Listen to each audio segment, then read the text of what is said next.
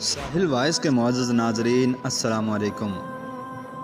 معزز خواتین و حضرات، آج کی اس ویڈیو کے اندر ہم آپ کو بتائیں گے کہ اللہ تبارک و تعالیٰ کے عجوبوں میں سے ایک ایسے انسان کے بارے میں جو اللہ تبارک و تعالیٰ کی تخلیق کا شاہکار تھا، اور تاریخ انسانی میں اسے عوج بن عنق کے نام سے جانا جاتا ہے۔ اگر پوری تاریخ انسانی کا مطالعہ کیا جائے تو شاید ہی عوج بن عنق جیسا لمبا اور طاقتور کوئی عام انسان پیدا ہوا ہو۔ عوج کے سامنے دوسرے انسان کیڑوں مکوڑوں کی طرح نظر آتے تھے۔ ناظرین گرامی، اگر تاریخ کے اوراق کا مطالعہ کیا جائے تو ہمیں پتہ چلتا ہے کہ عوج بن عنق کی ماں کا نام صفورہ اور اس کے باپ کا نام عنق تھا، اور یہ شخص حضرت آدم علیہ السلام کے زمانے سے حضرت موسیٰ علیہ السلام کے زمانے تک زندہ رہا۔ اس کا قد 3330 گز لمبا اور اس کی عمر 3500 سال تھی، اور یہ شخص اپنے دراز قد کی وجہ سے سمندر کی تہ سے مچھلی پکڑتا اور اسے سورج کی تپش میں بھون کر کھا جاتا تھا۔ عوج بن عنق کے طوفان نوح سے بچنے کا واقعہ کچھ یوں ہے کہ جب حضرت نوح علیہ السلام کشتی کی تیاری میں مصروف تھے تو آپ کو ساگوان کی لکڑی کی ضرورت پیش آئی، اور ساگوان کی لکڑیاں ملک شام میں پائی جاتی تھیں، اور ان کو اتنی دور سے اٹھا کر لانا حضرت نوح علیہ السلام کے لیے مشکل کام تھا۔ چنانچہ عوج بن عنق نے حضرت نوح علیہ السلام کی خدمت کی اور وہ ساگوان کی لکڑیوں کو ملک شام سے اٹھا کر آپ کے پاس لاتا۔ چنانچہ اللہ تبارک و تعالی عوج بن عنق کے اس عمل سے بہت خوش ہوا اور اس کو غرق ہونے سے نجات دے دی، مگر وہ حضرت نوح علیہ السلام پر ایمان نہ لایا تھا۔ معزز ناظرین، فرعون کے دریائے نیل میں غرق ہونے کے بعد جب بنی اسرائیل کی قوم کو اس کے ظلم و جبر سے نجات مل گئی تو اس کے کچھ عرصے کے بعد اللہ تعالیٰ نے حضرت موسیٰ علیہ السلام کو حکم دیا کہ ملک شام کی سرزمین سے ظالم اور جابر لوگوں کو نکال دو اور خدا کے دشمنوں کے ساتھ جہاد کرو، اور اپنی قوم میں سے 12 افراد کو بنی اسرائیل کے 12 قبیلوں پر سردار مقرر کر دو تاکہ یہ سب اپنے سرداروں کے تابع رہیں اور اللہ تبارک و تعالیٰ کے احکامات کی پابندی بھی کرتے رہیں۔ چنانچہ حضرت موسیٰ علیہ السلام نے اپنی قوم کے 12 قبیلوں پر ان میں سے 12 افراد کو سردار مقرر کیا۔ اللہ کے حکم کے مطابق حضرت موسیٰ اور ہارون علیہ السلام جہاد کے لیے اپنے سرداروں اور قوم کے ہمراہ جب کنعان کے مقام پر پہنچے تو اپنے سرداروں کو حکم دیا کہ وہ ملک شام جا کر وہاں کے ظالم اور جابر لوگوں کے حالات معلوم کریں۔ چنانچہ جب یہ لوگ وہاں پہنچے اور وہاں کے حالات معلوم کیے تو انہوں نے وہاں پر ایک بہت بڑے قد و قامت والا انسان دیکھا جس کا نام عوج بن عنق تھا۔ عوج بن عنق نے جب ان سرداروں کو دیکھا تو ان سے دریافت کیا کہ تم کہاں سے آئے ہو اور کہاں جاؤ گے؟ ان سرداروں نے جب اسے اپنا حال بیان کیا تو اس نے ان سب کو پکڑ لیا اور اپنی بیوی کو دکھانے کے لیے لے گیا، اور اپنی بیوی سے کہنے لگا، دیکھو یہ سب میرے ساتھ لڑنے کے لیے آئے ہیں۔ یہ کہہ کر انہیں زمین پر ڈال دیا اور چاہا کہ چونٹی کی طرح پیر سے مال دے، تو اس کی بیوی نے کہا، ان کو چھوڑ دو، یہ کمزور اور ناتواں ہیں، خود ہی واپس چلے جائیں گے، تجھ کو انہیں مارنے سے بھلا کیا فائدہ ہوگا؟ چنانچہ یہ سردار ظالموں اور جابروں کی کثرت سے بہت ڈر گئے تھے۔ واپس آ کر انہوں نے ملک شام کی باتیں اور دشمن کی قوت کے بارے میں حضرت موسیٰ علیہ السلام کو تفصیل سے بتایا، اور یہ بھی بیان کیا کہ وہاں کے پھل فروٹ بہت بڑے بڑے ہیں، اگر ایک دانہ انار کا نکال لیں تو آدمی سیر ہو جائے۔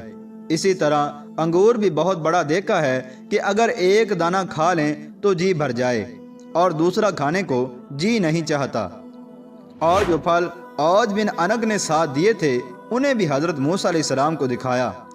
حضرت موسیٰ علیہ السلام نے یہ تمام تفسیر سن کر ان سے کہا کہ اپنی قوم کے لوگوں سے شام کے لوگوں اور ان کی قوت کے بارے میں کچھ بھی بیان مت کرنا، کیونکہ یہ لوگ تو پہلے ہی بزدل ہیں اور جہاد سے بھاگ جائیں گے۔ آپ کے اس حکم پر ان 12 سرداروں میں سے صرف 2 سردار قائم رہے، اور ان میں سے 10 افراد نے عہد شکنی کی اور قوم کے افراد کو وہاں کا سارا احوال جو وہاں دیکھا تھا بیان کر دیا۔ اور اوج بن انق کے ہاتھ پکڑے جانے کا واقعہ بھی بتا دیا۔ چنانچہ جب قوم نے ان سے دشمن کی قوت کے بارے میں سنا تو ہراساں ہو کر جہاد پر جانے سے کترانے لگے اور مصر واپس جانے کی تیاریوں میں لگ گئے۔ حضرت موسیٰ علیہ السلام نے فرمایا، اے لوگو، تم مت گھبراؤ اور جہاد سے بھاگنے کی کوشش نہ کرو۔ میرے ساتھ اللہ تعالیٰ نے وعدہ فرمایا ہے کہ میں تمہیں ان کافروں پر فتح دوں گا۔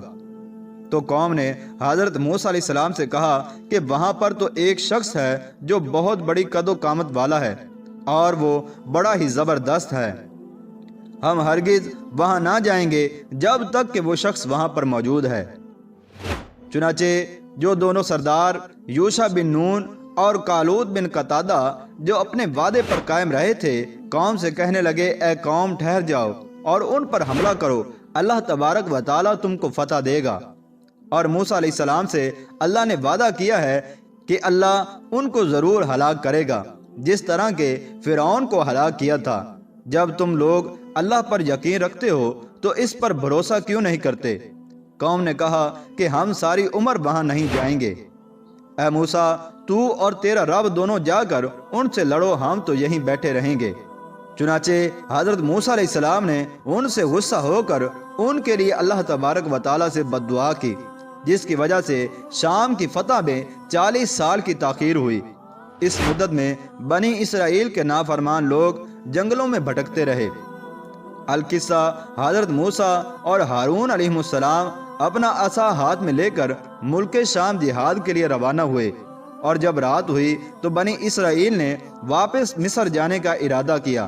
تمام رات چلتے رہے، لیکن صبح فجر کے وقت دیکھتے ہیں کہ جہاں سے کوچ کیا تھا اب بھی وہیں پر موجود ہیں۔ وہ سمجھے کہ حضرت موسیٰ علیہ السلام کی بد دعا کی وجہ سے یہ حال ہوا ہے۔ تب یوشع بن نون نے ان سے کہا کہ اس میدان میں ٹھہر جاؤ اور صبر کرو اور استغفار پڑھو جب تک کہ حضرت موسیٰ علیہ السلام شام فتح کر کے واپس نہ آ جائیں۔ بنی اسرائیل کی قوم کے 6 لاکھ افراد حضرت موسیٰ علیہ السلام کی بد دعا سے 40 سال اس جگہ سے نہ نکل سکے، اور اس جگہ کا نام تی ہے، جو فلسطین، اردن اور مصر کے درمیان ایک میدانی علاقہ ہے۔ الغرض، حضرت موسیٰ علیہ السلام جب اوج بن انق کے شہر کے نزدیک پہنچے تو لوگوں کی مہیب شکلیں دیکھ کر ڈرے اور اللہ کو یاد کر کے آگے بڑھے۔ چنانچہ جب اوج بن انق نے حضرت موسیٰ علیہ السلام کو دیکھا تو چاہا کہ پکڑ کر چونٹی کی طرح مسل دے، اور کہنے لگا، تو ہی بنی اسرائیل کا وہ سردار ہے جس نے فرعون کو اس کی قوم کے ساتھ دریائے نیل میں غرق کر دیا تھا۔ یہ کہہ کر اس نے حضرت موسیٰ علیہ السلام پر حملہ کر دیا۔ حضرت موسیٰ علیہ السلام نے اس پر جوابی حملہ کیا۔ آپ کا قد 10 گز اونچا تھا، آپ نے 10 گز اچھل کر اپنا عصا اتنے زور سے اس کے ٹخنے پر مارا کہ وہ وہیں گر کر مر گیا۔ کہتے ہیں کہ اس کی لاش 40 سال تک وہیں زمین پر پڑی رہی۔ اس عرصے میں اس کے جسم کا گوشت گل کر صرف ڈھانچہ باقی رہ گیا۔ جب حضرت موسیٰ علیہ السلام اور حضرت ہارون علیہ السلام جہاد سے سرخ روح ہو کر واپس لوٹے تو اس کے ڈھانچے کو اٹھا کر دریائے نیل پر رکھ دیا، اور ایک عرصے تک وہ ڈھانچہ دریائے نیل پر پل کا کام انجام دیتا رہا۔